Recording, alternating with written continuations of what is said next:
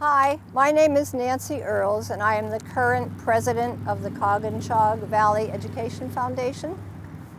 We are extremely proud to present this evening's program, which we call the Coginchaug Trailblazers, because they truly are. In a minute, you will meet 11 illustrious Coginchaug Regional High School graduates who have graciously accepted our invitation to share their stories with all of us, what they're doing in the world, and how they got there. We think that you will find these presentations as inspirational as we have. So sit back, relax, and enjoy, and I'll see you at the end of the show.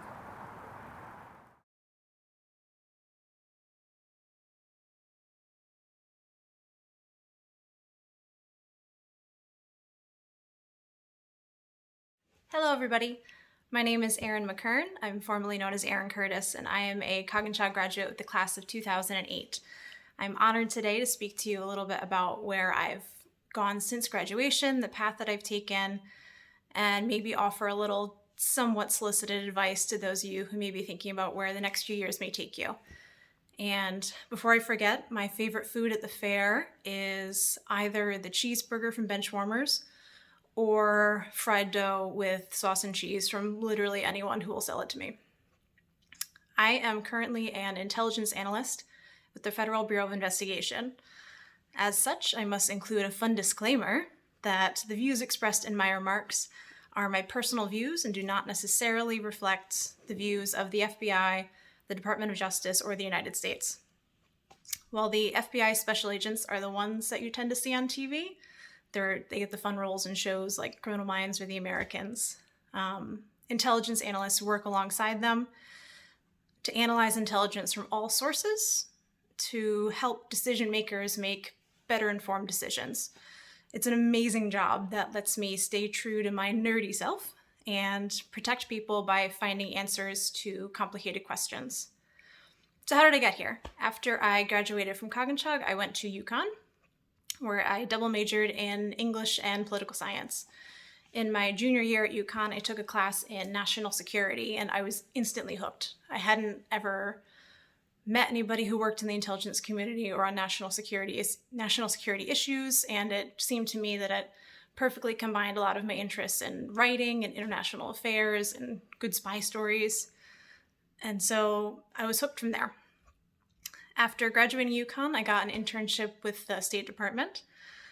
After that, I was accidentally an accountant for a while. I'm still not sure how that happened.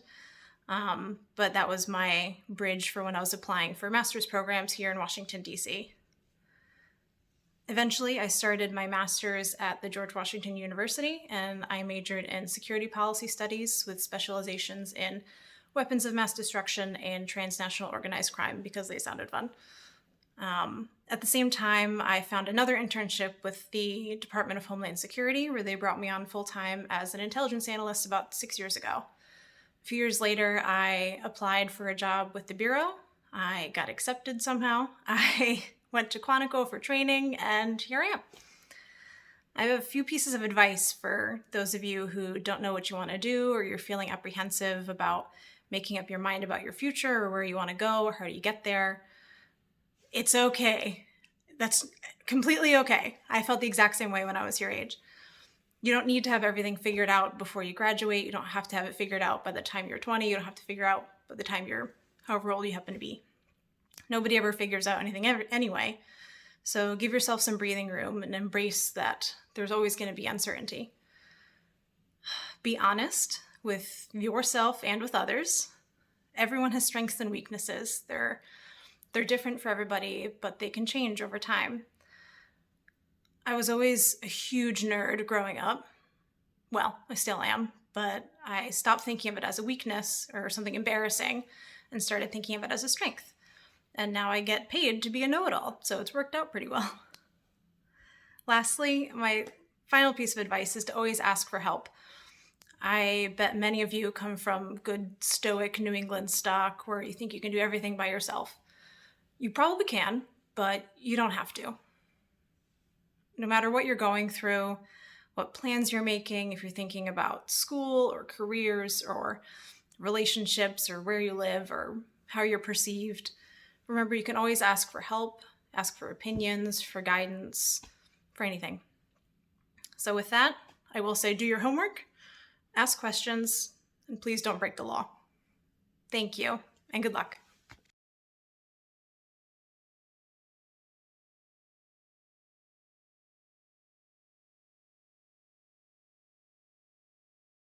Hi, fellow Blue Devils. I'm Andy Czaja, class of 1994. I'm a professor of geology, paleontology, and astrobiology, but more on that later. First, let me tell you how I got where I am. So, I got interested in science back in high school, and I decided to go to college and study biology. I went to UConn, but I didn't really know what I wanted to do. So at some point, I found out about environmental science and thought, oh, that sounds interesting. I'll take that. So I switched majors to environmental science.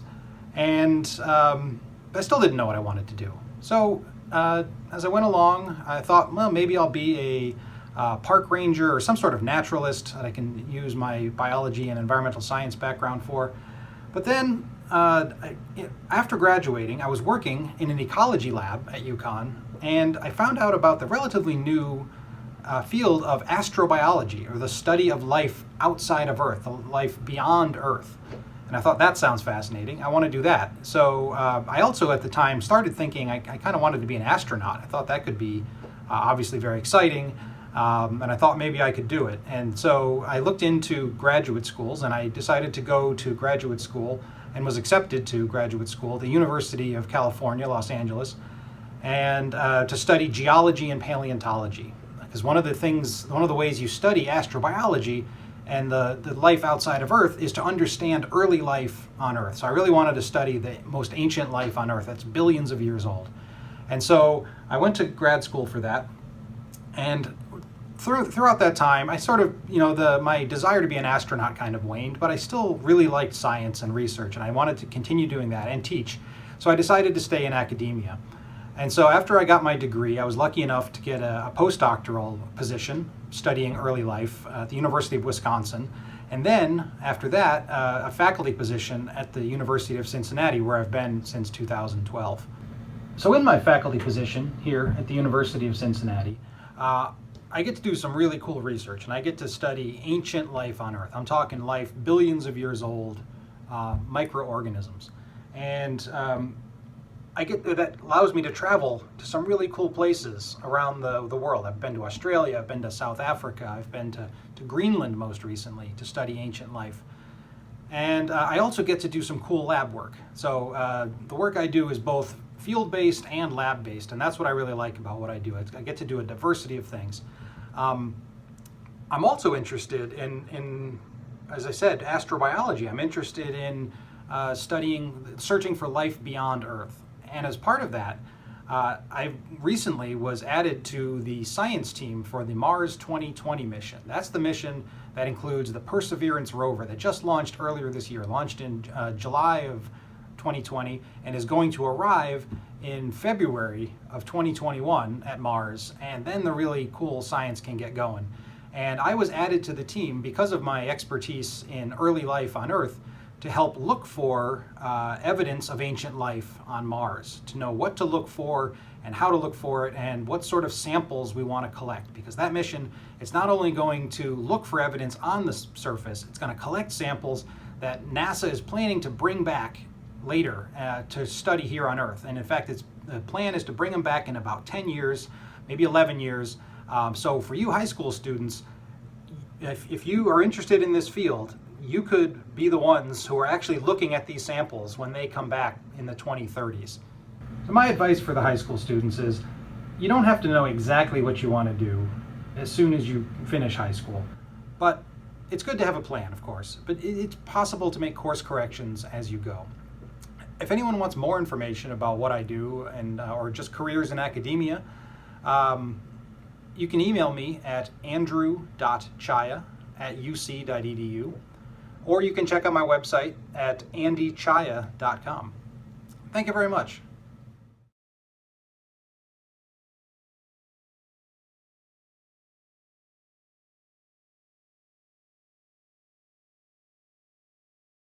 Hi, my name is Anna Reeve.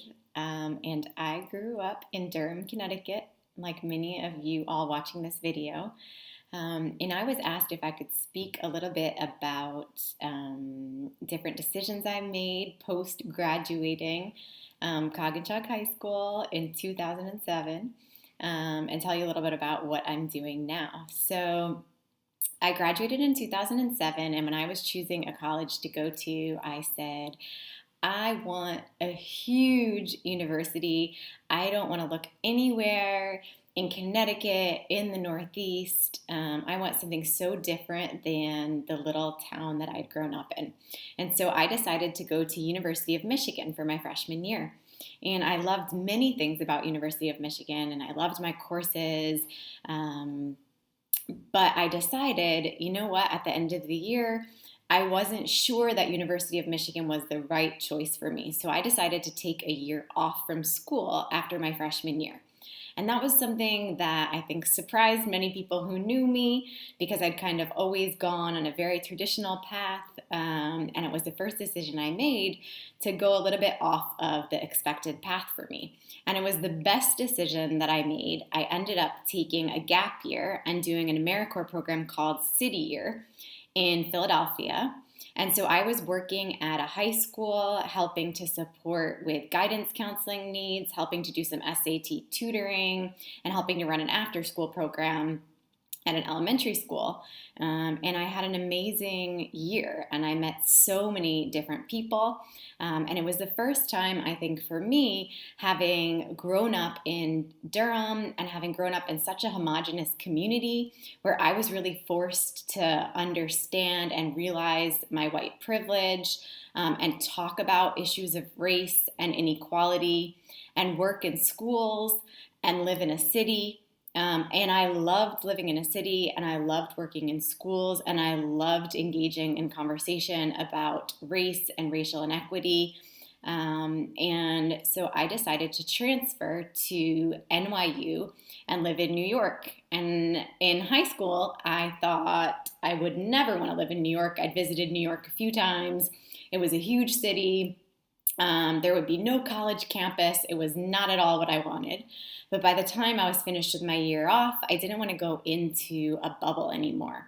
And so I really wanted to be active in the city, where I was working part-time at a high school as a youth advisor, and I was going to school, and I was interning, and I was really kind of having a more real-world experience. And I absolutely loved it.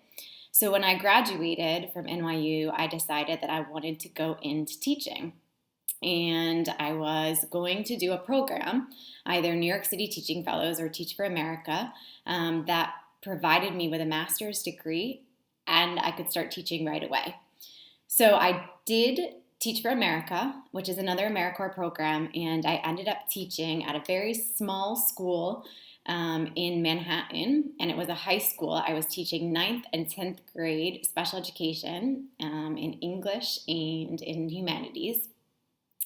And I loved it. I absolutely loved it, but I also found it extremely challenging to be teaching students who really had never learned how to read and had made it all the way to high school. And so I wanted to go down and teach students that were younger. So I decided to move to a middle school, and I began teaching at a middle school, and then I moved up in school leadership, and I was coaching teachers, and I really loved my time. I spent 7 years working at the middle school, and then I just wanted to change. I'd been in New York 11 years, and I wanted to do something different. So when I was teaching at that small high school, an interesting thing about the high school, it was called the Facing History School, and it was using a curriculum that talked all about how people create divides between each other. And so there's we, and then there's they. And so we talk about us and then them, and we create these artificial divides between people. And so we were talking about and looking at different issues of genocide throughout history. We looked at the Rwandan genocide. We looked at genocide in South Africa. We studied the Holocaust with students, and they loved it. except race relations between Haitian American students and Dominican American students, which made up the majority of the student body at the high school, were really tense. And so my second year of teaching there, I was funded with a small group of teachers to go to Port-au-Prince, Haiti, and the Dominican Republic and study conflict and cooperation between the two countries. And I loved my time in Haiti, and I loved my time in the Dominican Republic, and I learned so much, and I built so many relationships. And one of the relationships I had was with a school director in Haiti. And so we continued, a small group of teachers and myself continued to support a school in Haiti, and we would go down to Haiti every school break we got in February and give professional development to the teachers and do projects and facilitate projects with students at the school in Haiti and students at our schools in New York. And then an opportunity was presented to me to move to Haiti and to work at a university in Port-au-Prince and work with the School of Education and help develop a program for teachers who were already in-service teachers teaching but had never received any formal training. So we were doing continuing, ongoing professional development for this group of teachers.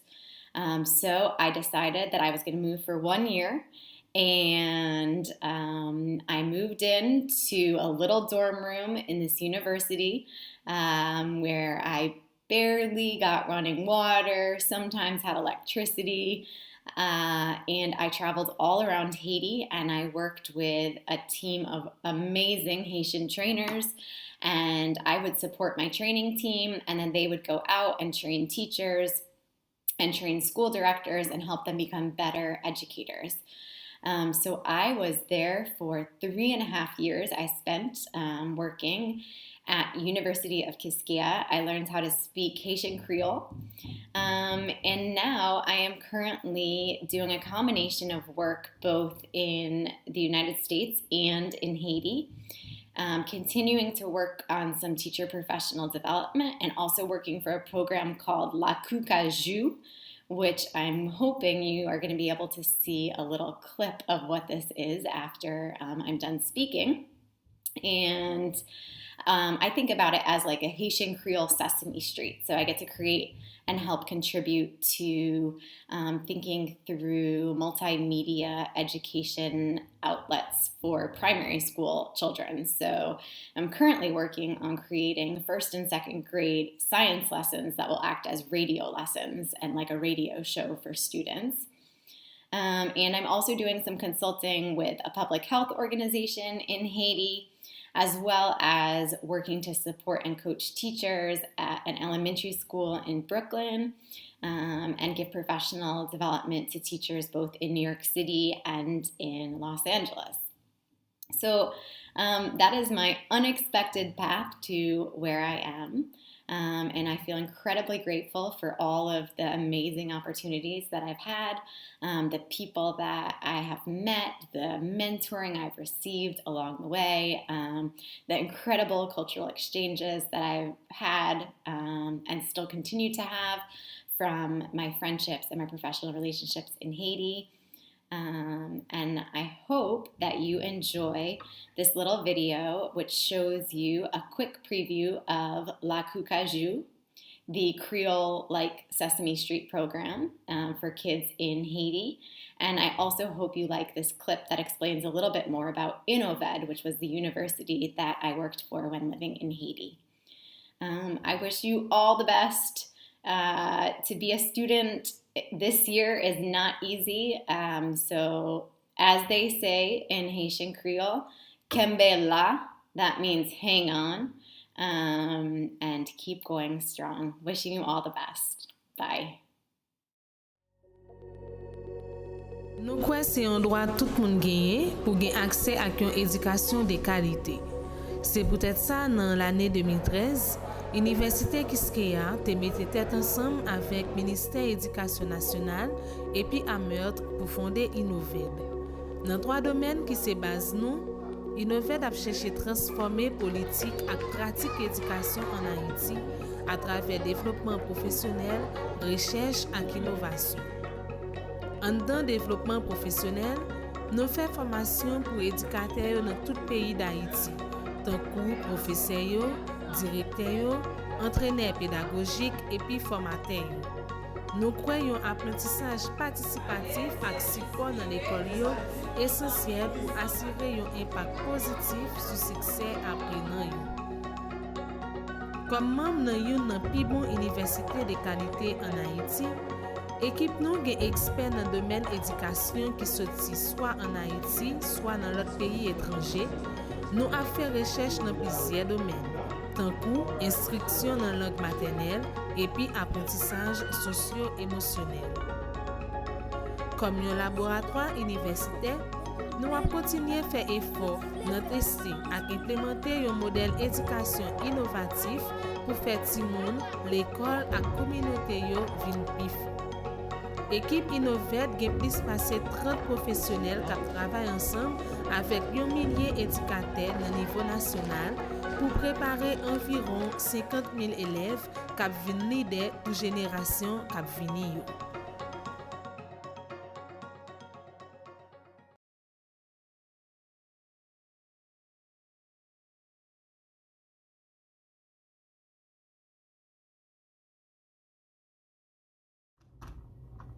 Hi, my name is Zak Kowalski. I'm a graduate of the 2009 Coginchaug Class, and my favorite Durham fair food is corn dogs. When I was in high school, my favorite subject was always science. I really enjoyed earth science and biology. I hated chemistry, but my favorite science class was physics with Mrs. Anderson. Realizing that we could use math and science to not only explain, but even predict how things would move in real life was really fascinating to me. I was so interested in the subject that learning the material didn't even feel like work, even though physics can be pretty hard. Everything about that class just clicked in my brain, and before I even finished the class, I had decided I was going to be a physics major in college. So fast forward to my second class in Intro College Physics at Dartmouth. Every single problem used multivariable calculus and partial differential equations. My professor had published his own theory about the collapse of the universe. We had a 4-question midterm and the median grade was a D. At that point, I was pretty sure I didn't want to be a physics major anymore. And I learned why certain college intro classes are called weed out classes. Despite this, I wasn't completely over physics. I was still interested in the concepts underneath all of those crazy equations. But being forced to imagine a 3-dimensional volume of electrical charges moving through a magnetic field didn't exactly match up with what made physics interesting to me in high school. It just didn't feel like real life anymore. So in search of a little bit of reality, I took a chance on an intro to engineering class.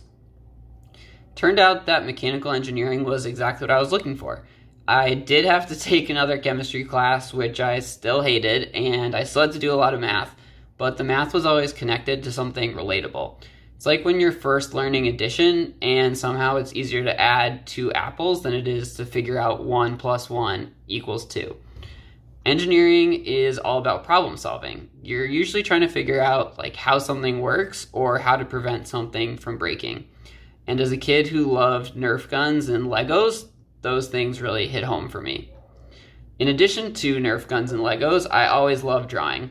I took art classes every year of high school, but I hadn't really planned on seriously pursuing art in college.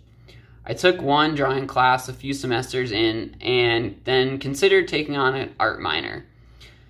But after chatting with a friend about how important art was to me in high school, he said, "You don't minor in something that important to you." Although I was a bit late at that point, I knew my friend was right, and I decided I should double major in mechanical engineering and art. It was an extremely time-consuming combination, but I love the fact that I was always switching between left brain and right brain work. I used to say that when I get stuck on an engineering problem, it was time to go draw something. In college, I had 2 internships at pretty typical sort of industrial engineering companies. Both internships gave me really great experience, but there weren't a lot of opportunities to be creative. After those internships, I knew I needed a career where I could combine my engineering experience with my creative side. At the end of my second internship, I was offered a full-time job that would start after I graduated college. But I almost gave my mom a heart attack when I told her that I had to turn it down because I knew that it wasn't going to be the right career for me. Towards the end of college, I took a few classes in product design, and I really enjoyed them, and it seemed like a really nice way to combine engineering and creative design. But a few months before graduating, two of my friends who had graduated the year before told me their roommate was moving out and they wanted me to live with them. I really appreciated the offer, but it came completely out of the blue right as I was about to graduate, and their apartment was in Manhattan, and I didn't have a job. The idea of moving to literally the polar opposite of Durham was terrifying, but was also really exciting, so I decided to just go for it. I moved to New York City with no job and no plan, and to be honest, I wouldn't really recommend it. For 4 months, I looked for a job in product design, and I just lived off the money that I had saved from my internships. Back in college, a few years earlier, I had applied to internships at OXO, a company that makes kitchen products, but I was never able to even get an interview. So that summer, I applied again and landed an interview. But after the interview, I got rejected because I had no professional experience in product design. Luckily, just as my savings were running out, I was able to get a job at a design firm in Brooklyn called Pensa. I worked as a non-permanent independent contractor there for a while. It turned out that Pensa actually frequently worked with OXO, so I was able to gain really good experience, build a portfolio of work, and get to know some of the people who worked at OXO. With all of that, I was able to get my foot in the door, and I was finally hired as an engineer on the food storage product team at OXO. So now I've been working there for more than 5 years, and in a lot of ways, it is my dream job. My job is to help design new products. More specifically, my team works on any product that stores food, like pop containers, like this one. And we also work on barware products like cocktail shakers and corkscrews. So I work alongside designers, project managers, and factories to build a product from just an idea to something that is mass produced and sold on shelves in stores everywhere. My responsibility is to make sure the product works well, that it can be manufactured easily, and that it can stand up to years in abuse in people's homes. So I do that through a combination of computer modeling and real-life testing. In the early stages of developing a new product, I do tons of testing on similar products that are already on the market to see what works and what doesn't. If we're making something completely new, I build what we call Frankenstein prototypes, which are typically like hacked up pieces of existing products plus some 3D printed parts. All gets glued together, and it just gives us a rough idea of how our product might work. Once we have an idea of what we want to make, I work with designers to create a 3D model of the product on a computer. This model gets changed literally hundreds of times as we create new prototypes, do more testing, and improve the design.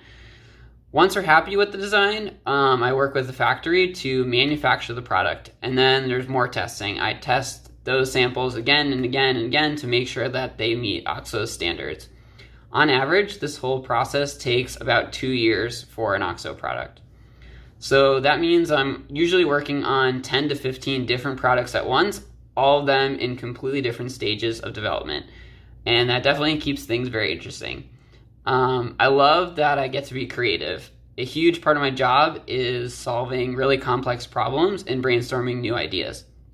But I also really enjoy the technical aspects of my job, like the 3D modeling and the rigorous testing. If I had to give one piece of advice to someone in high school right now, I would say pick your favorite subject in school and then whatever you like to do in your free time, and then figure out what career that combination of things might create. And you might not get it right the first time, but if you keep chasing what you're passionate about, you'll get there.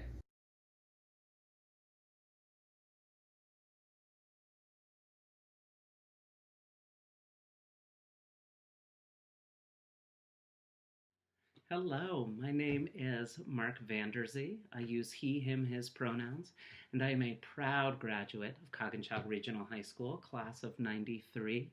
Can't believe it has been that long.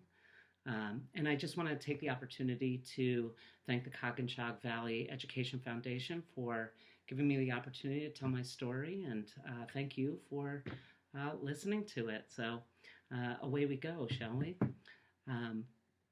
So I loved my experience at Coginchaug. I really did. But to be honest, regardless of how much I loved it, I really didn't have any idea of what I wanted to do once I left school. And to be honest, also, that didn't stress me out that much at the time. And I had really supportive parents who were great about wanting me to learn about myself and what I needed from life. And so I ended up going to Clark University in Worcester, Massachusetts. Now, the motto of Clark University is Challenge Convention, Change the World. Why is that important? Well, that's important because in college I started to do a bunch of theater. I started to act and direct and produce theater there with other students and run a student theater company there. And so when I graduated with fellow Clarkies who we all felt we had a responsibility to challenge convention and change the world. And so with that responsibility that I felt to do some good in the world, I also knew that theater was the thing that I had the most fun doing. And so we as a group decided that the way we were going to challenge convention and change the world was to start a theater company with the focus of creating theater that was not just for wealthy, older, white people. That was going to be more inclusive and more representative of the people that we see in Boston, that the people that live in Boston. And so in the summer of '98, we started what was called the Island Project, where we went off to Great Diamond Island on the coast of Portland, Maine, and we created a show and brought it back down to Boston for a couple of weeks and brought it to New Haven because several of us had connections. And then we made not enough money to pay ourselves, but we did make enough money to pay the government. And so in the fall of '98, we applied for 501c3 status, or to be a not-for-profit organization. And so in the fall of '98, we became Company One Theater. And then our first production as Company One Theater was in the summer of '99. And so we've been doing this for 21 years since. And loving it and learning from it the whole way through. When we started out early in our careers in Boston theater, we became a resident theater at the Boston Center for the Arts. And the BCA, for parents that are around my age, might recognize the BCA, or the facade of it anyway, from the classic media examples of Extreme's Wholehearted music video, or the Danny DeVito and Martin Lawrence 2001 classic, What's the Worst That Could Happen, where in fact a Company One production poster was featured in a scene where Martin Lawrence was running down the street in the South End of Boston. Anyway, I digress. So the mission of Company One Theater is to build community at the intersection of art and social change, coming back to that challenging convention, changing the world concept. Now, when we started out, we all did everything. So I acted, I directed, I built sets, I hung lights, I taught our classes, I put up promotional posters around the city. We did it all. Now, 21 years into the experience, my primary responsibility is to be the education director for the company. So we run an in-school program which offers 8 Boston public schools, mostly high schools, year-long residencies and theater classes. So that's either theater classes or theater integration into English as a second language classes. We also run an apprentice program, which is a summer jobs program for teenagers where they work at the theater and they learn not only theater management skills, but they also learn creative and transferable skills for life and for whatever job they decide to go into in the future. We also run a professional development for actors program, which is 8-week sessions of acting training for diverse cohorts of early career actors, getting them prepared for work in Boston as actors. Now, this season, in development are two other programs, a professional development for educators program and a touring program, a production touring program, both of which are designed to use theater for anti-racist work in schools. And so we're really excited about the potential of those programs and what they have to offer. Now, somewhere along the line, teaching also became a huge part of my career. So I actually think that I have two full-time jobs, one as a teacher and one as the education director for Company One. I teach in a high school just outside of Boston, and funnily enough, not sure if that's a word, oddly enough, or coincidentally, one of my colleagues at the school is also a Coginchaug alum, just about 5 or 6 years behind me. Anyway, at the school I teach 2 drama classes as well as a technical production, so lights, set, sound, and costumes. Oh, and I didn't mention that I also have a family and 2 kids and trying to live through a pandemic and teach through a pandemic and create theater through a pandemic. So, needless to say, I haven't slept much in the last 23 years, but to be totally frank with you, I cannot imagine doing anything better with my life. So thank you for taking the time to listen today. And by all means, if you're interested in reaching out, hearing more about what we do, what I do, and learning more about Boston, don't hesitate to reach out. You can find my email at the Company One website, www.companyone.org. And I look forward to hearing from you perhaps in the future. Again, thanks for listening and all the best of luck. Take care.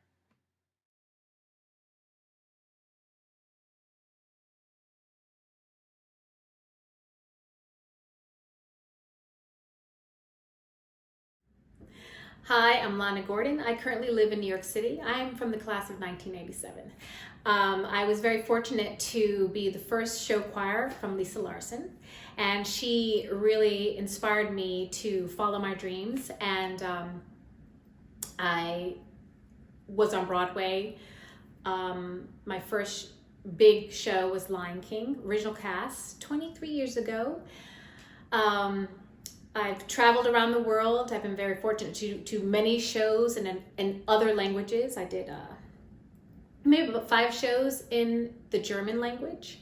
I spent 10 years overseas. I was fortunate enough to come back, return to New York City after 10 years, and land my dream role, one of my dream roles, as Velma Kelly in Chicago. And very fortunate that Lisa Larson was able to come and see me perform in this role, which was about 4 years ago.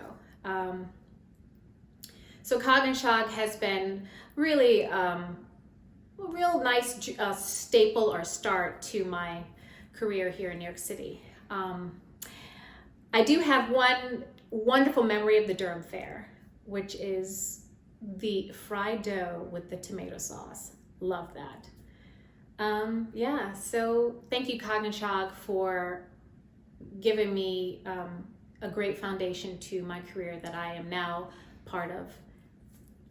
This is just my life. Thank you.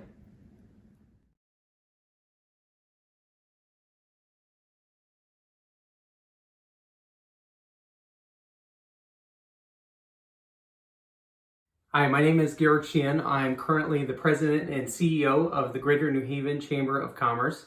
I graduated from Coginchaug Regional High School back in 1996. Been asked to tell you a little bit about how I got into this position. It all did start at Coginchaug. I had a great experience in high school. When I was in high school, I decided that I wanted to be in broadcast journalism. I wanted to be a sports reporter or sportscaster, something along those lines.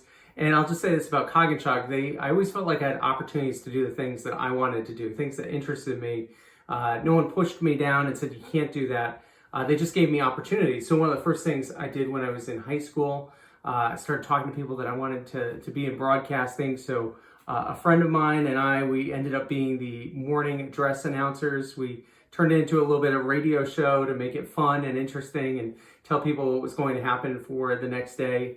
Somehow that also led to me reading off the names of all the players for the basketball games, doing the public address announcing at the games. And those were just great experiences that allowed me to feel comfortable and feel like I could actually do this. So I went off to college, went to Syracuse University, studied broadcast journalism, decided not to do sports, but instead do news. That then took me to Meridian, Mississippi and Huntsville, Alabama, where I pursued my broadcast television career. I was a TV news reporter at an ABC station and an NBC station. You learn so much doing those TV jobs, especially in very small markets. Gained a lot of experience, but I did always look back on my Coginchaug days fondly as part of the reason that I got into those positions. Another takeaway I'll just say about careers is things change, and as you kind of see where my career path went, I was doing broadcast journalism, having a good time, but just didn't feel like it was the job that I wanted to do forever. So while I was in the South doing TV, stumbled upon economic development, which is really how communities compete for jobs and businesses. Thought it was really interesting. I started doing a part-time job on the side while I was a TV news reporter, and that just set me up for my next job, which I stayed in the South and did economic development, trying to recruit and attract companies to northern Alabama where I was. Eventually a position opened up back in Connecticut. I was excited to go back, ended up in New Haven at United Illuminating, which is a utility in New Haven, electric and gas utility, doing economic development. It was one of the best jobs I've ever had. It felt great to be able to be in Connecticut, trying to keep jobs in Connecticut, attract jobs. Really enjoyed it. I will say that life throws you curveballs. Met my wife, who is a doctor going through a residency at Yale New Haven Hospital. And so then her fellowship took us to Dallas, Texas.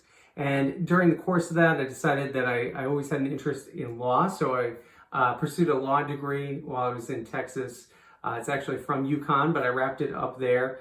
And then came back to Connecticut, stayed involved, clerked at the state appellate court. You can see this is a really long and winding career. Worked for Eversource, again, doing economic development.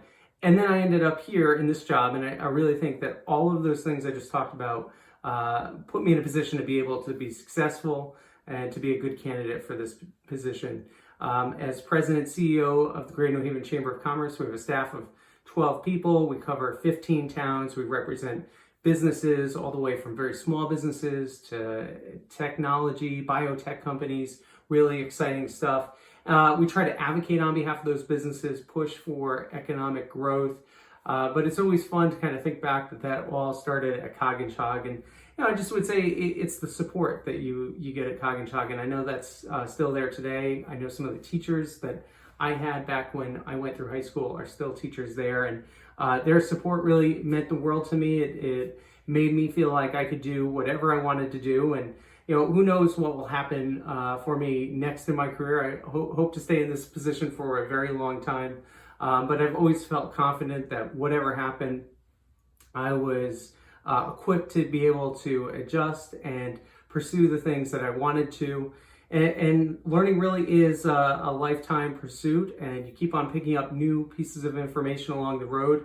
And I think especially in this changing economy, that's what you need to be able to do, because the jobs of tomorrow are going to be different than the jobs that are there today. But if you're watching this video at Coginchaug, I hope you're doing well in school. Just realize that the world has a ton of choices of great jobs that you can do. Stick with it, and I know you're going to find something that you really like. Thanks.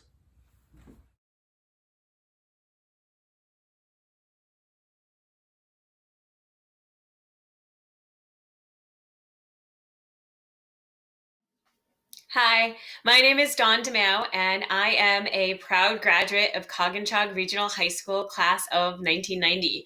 And I know that they say everything you needed to ever learn, you learned in kindergarten. But I fully believe that everything I've ever used, I learned when I was at Coginchaug Regional High School. There are three main messages that I learned when I was at Coginchaug, and that is number one, that the arts are so important. I was so lucky to have Miss Larson and Mr. Schmotlak as my chorus and band teachers all through middle school and high school. And everything I learned from them, I use all the time. I can't tell you how often I say cope and adjust from Miss Larson, more so in 2020 than ever. And all of the music skills that I learned at Coginchaug, I took forward when I went to college. I went to Bowdoin College and I studied theater there, and I also studied dance. And so I really brought the arts forward, knowing full well that I wanted to eventually become a teacher. And that's what I am. I teach high school at Cheshire High School in Cheshire, Connecticut, and I also direct the musicals at my high school. And every year I use all of the things that I learned from Miss Larson about music and performing, from show choir to just choral performance, and from Mr. Schmotlak, the importance of reading music and being able to connect with my musicians in my chorus. So I'm able to connect with them and use those musical skills to guide them and support them in our productions. The other thing that Coginchaug taught me was that it is really important that you don't have to be an expert at something to participate in it. Maybe like the benefit of being at a really small high school is I got to do a lot of different things. I always had an outlet. So even though I wasn't the best athlete, I played soccer, I was a cheerleader, and I also managed the softball team.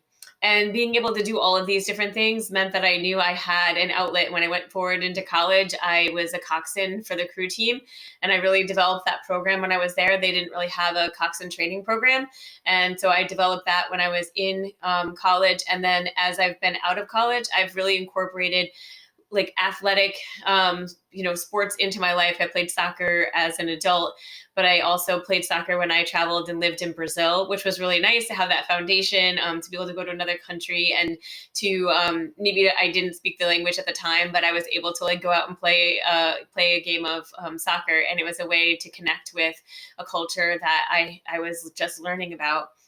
In my adult life, I also do CrossFit. I dance salsa, I hike a lot. That has led to my travel, like a passion for like going to other countries. I travel a lot with my students as well as on my own. I've been to over 18 different countries. And a lot of that has to do with athletic endeavors. 2 years ago, I went to Kilimanjaro and hiked Mount Kilimanjaro with a team, and it was an amazing experience. And so everything that the foundation of balancing out my life with the arts and with athletics, I really was established at Coginchaug Regional High School. I think the last thing that I learned is that it is really important to be involved. I learned a lot at Coginchaug about how to be part of a team, how to be part of a group, and how to collaborate with others to get things done. As a teacher, that's really, really important. As a director, that's really, really important. I know very well to turn to the people who are experts in their crafts to support me as I'm creating a vision that is larger than what I know how to make myself. But I was taught that humility, and I saw my teachers working together. And so I know the importance of working as part of a community. And I definitely learned that at Coginchaug Regional High School. I think the other thing that I have as a strong, fond memory of CRHS is being part of the scholarship committee. And the scholarship committee raised money for scholarships for Coginchaug. And we always had like the best activities. There was a great event that they ran at Wesleyan. And I remember Mr. Kusarides' band used to play. And I learned a lot about giving back to my community and to being part of something bigger and knowing that you needed to contribute to that. We also always had a booth at the Durham Fair. And honestly, my fondest memories at the Durham Fair were just being in that booth and feeling like I was contributing to something. So I use every day as a teacher all of the skills that I learned as a student at Coginchaug Regional High School. I'm an English teacher, and I still have the notebooks from my classes with Mrs. Kolenko and Mrs. Luckenbach and Mr. Seibel. Everything that they taught me, I have brought forward into my career, and I try to pass on to my students as well. So thanks, CRHS, for being the foundation that I needed for my success. I hope all of the students who graduate this year know that they are in great company and people who have fond memories of their experiences at CRHS. Thanks so much for this opportunity, and Good luck. Congratulations, class of 2021.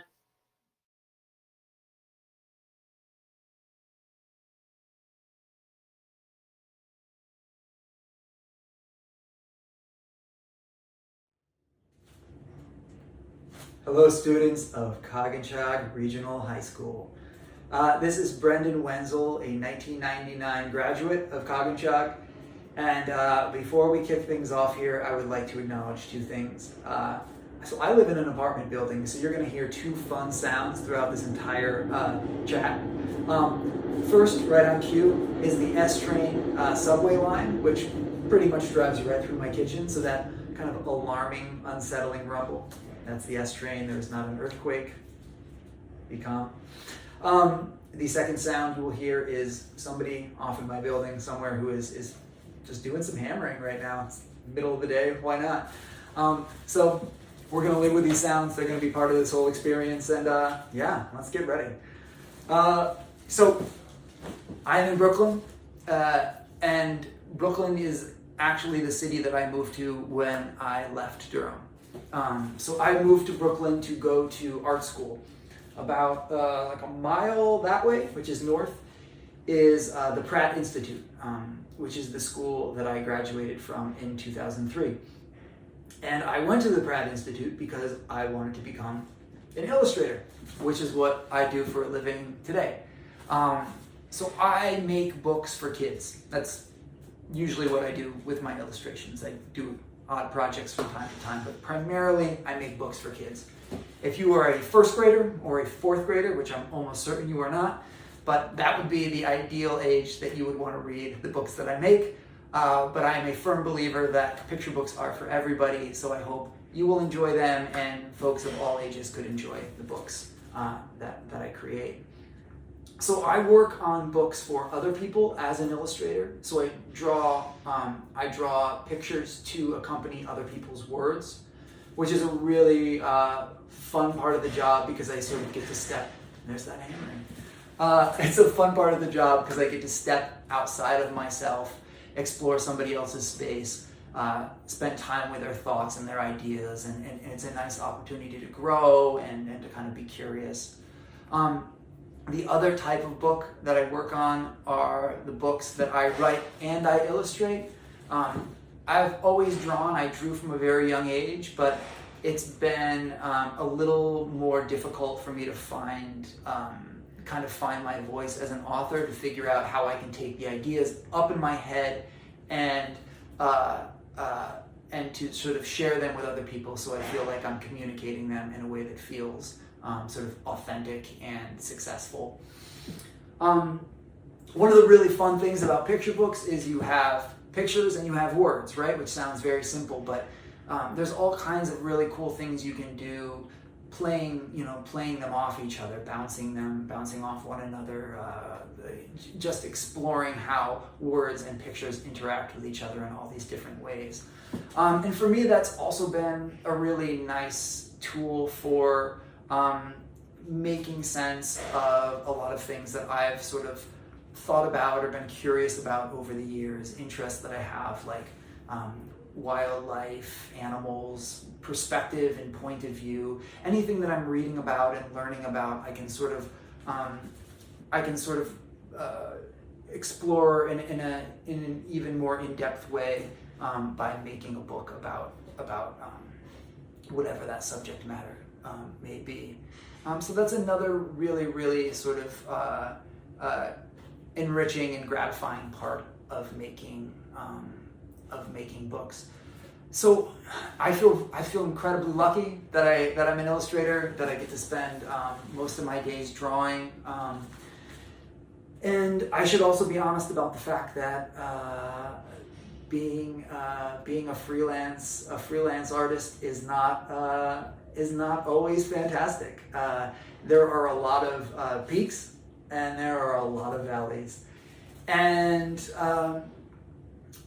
I've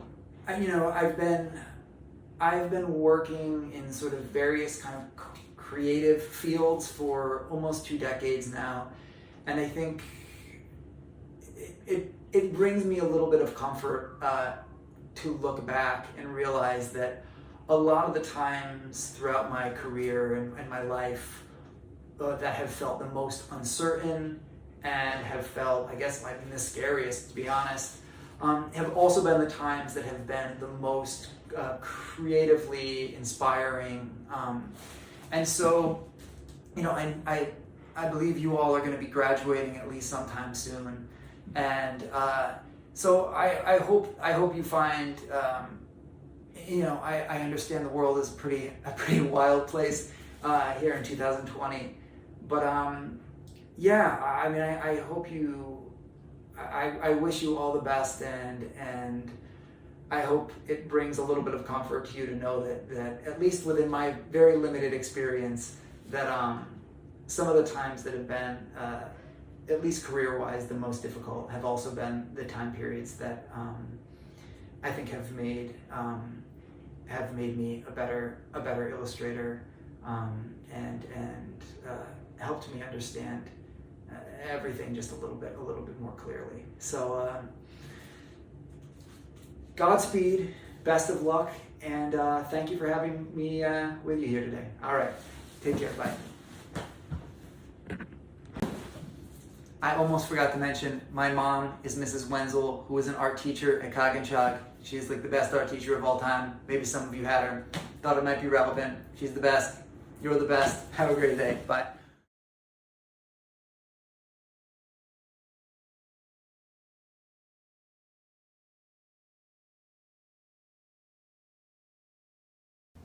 Hi there, my name is Wendy Peterson Manamite, and I'm a 1979 graduate of Coginchaug High School. And as such, the Connecticut Valley Education Foundation has asked me to share some thoughts on my life, my passions, and I guess my beloved community.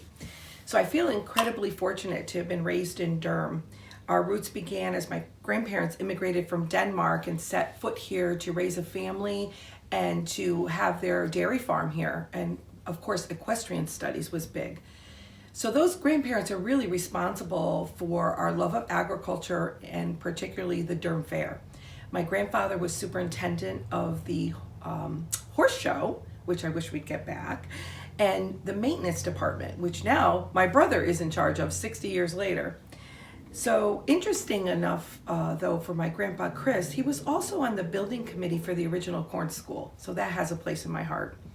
I attended college and worked, and I'm currently working as a state regulator for the Connecticut Insurance Department. I really enjoy it, and I'm also an elected official with the town of Durham as the treasurer. Happily married Glenn, who came from the big city of Middletown, and together we raised a wonderful son named Chris. He found and loved and married this wonderful young lady, Amanda, from Middlefield. And together they have a beautiful, as I should say, so myself, granddaughter Zoe. They live in South Carolina, where my son is a math teacher, elementary school math teacher. So I'm really happy the paths that have taken them on their way, and can't wait to see them soon. I also proudly served as a principal and a teacher representative for the search committee for District 13. I've been able to coach and sit on many boards and taught junior achievement.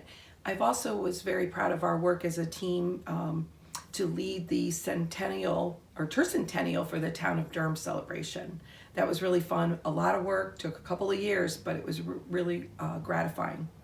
But most of all, my roots bring me to the Durham Fair, because the Durham Fair's mission is to protect and preserve agriculture and to help the community and the nonprofits. I'm thinking, where else can you volunteer for one event, just one event, and help all those people, all those organizations, and have fun doing it? Never mind the lifelong friends that I've met. So don't discount the multitude of skill sets that you can use when you volunteer as well. I've been able to work on my budget reviews, contracts, and working with people, public speaking. So you do learn a lot when you volunteer for your inner self. So just remember to balance your life well between work, between education, family. Family's always first. But you can do it if you balance it properly.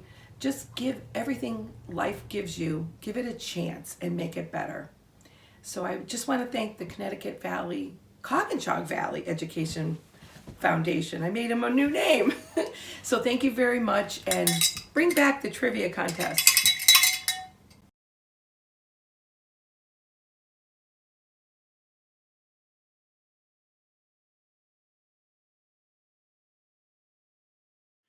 Hi, my name is Michael Barra. I graduated from Coginchaug in 2004, and since then, I've made my career as an actor.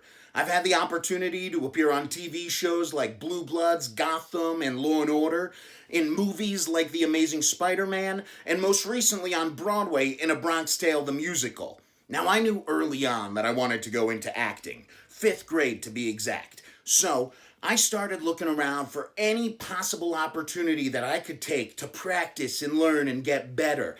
I think that's the most important thing with whatever you want to go into, is to fully commit to it and work as hard as you can. And hey, if you don't know what you want to do yet, pick something, try it out. And if you don't like it, pick something else and try it. I think that's the most fun thing about being where you're at right now, is you get to decide what your future holds. And if you work super hard, your dreams can come true. So I decided I wanted to be an actor. So I started taking all those opportunities. And by the time I got to Coginchaug, it was cemented. I knew that that's what I wanted to do. So I took anything I could at Coginchaug to keep practicing. I did show choir.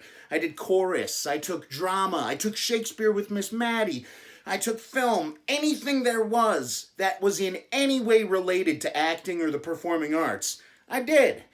And then after Coginchaug, I went to college for acting, because no matter what field you go into, you can never stop learning and getting better. I went to SUNY Purchase, which has an acting conservatory. And when I left SUNY Purchase, I dove right into my career. I went out on the national tour of Man of La Mancha, playing Sancho Panza. So it's been a lot of fun, but this career isn't all fun and games and easy. It's not something you go into just for money and fame, because those things don't come easy. It is a lot of work. Frankly, there are a lot more heartaches than there are triumphs. I've had my fair share of restaurant gigs and survival jobs, but you know what? Scrubbing those pots in the back of that restaurant make the moments when Robert De Niro is hugging you at the opening night of your Broadway debut a lot sweeter. I knew that those survival jobs were only a means to an end. They were just to pay my bills to get me to the next acting gig, because we have to do anything we can to achieve our goals. And you know what? The next acting gig came. So I started 2020 with my next 3 shows lined up, one of which was possibly going to take me to Broadway again. I was so excited. I was in rehearsals for Sister Act the Musical, the first of those 3 shows, when the pandemic hit. And it sent us all into this uncertain future where we really don't know what the next day is going to hold. And sure, it got me bummed for a while. And I started losing hope. But then I realized that this is gonna end, and I have to stay sharp and ready for when we can get back to work. So I started looking around for any opportunity I can find to stay sharp and stay active and stay acting. And that brought me to an amazing opportunity to work with students in Peru, teaching them a virtual acting class. So that's what I've been doing during this pandemic to keep myself busy and focused. And those students are incredible. It was such an inspiration to me. I knew that I wanted to stay sharp on my microphone to do voiceovers and stuff. So I started a podcast about baseball from around the world, just so I could practice, talking into my mic a little more and editing the audio. So I'm finding these ways to stay active through all that. And I guess that's what I want to say to you is, this is gonna end. We're gonna get through this together, but there's no reason that this has to be wasted time.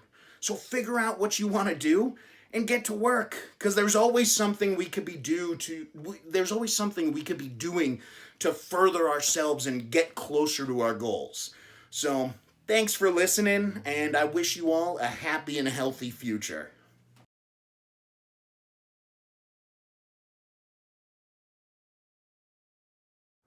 Hello, it's me again. Thank you so much for joining our watch party.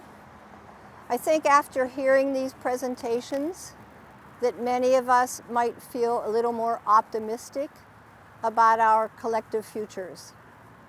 If you're interested in learning more about what our organization does, check out our website at www.coginchaugvef.org and see what we've been up to.